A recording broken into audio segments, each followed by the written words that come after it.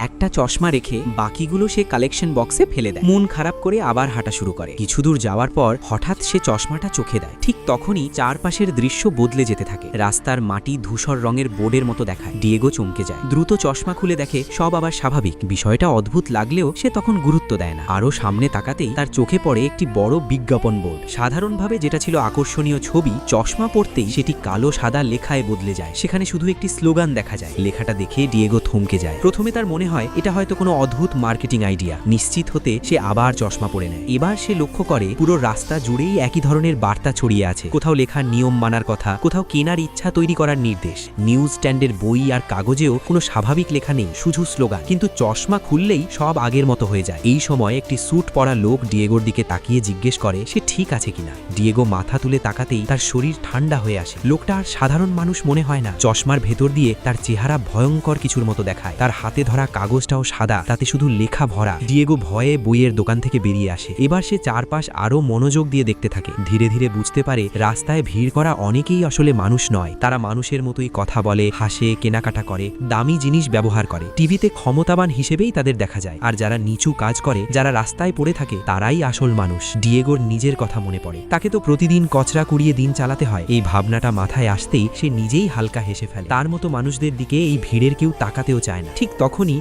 একটি মোটা কোট পরা বয়স্ক নারী তার সঙ্গে ধাক্কা খায়। মাফ চাওয়ার বদলে সে উল্টো ডিয়েগোকেই দোষ দেয়। ডিয়েগো কিছু বলে না। সে শুধু চুপচাপ দাঁড়িয়ে থাকে। কারণ এখন সে বুঝে গেছে এই দুনিয়াটা আসলে কেমন। চশমাটা তার চোখে থেকেই যায়, আর পৃথিবীটা আর আগের মতো সহজ থাকে না।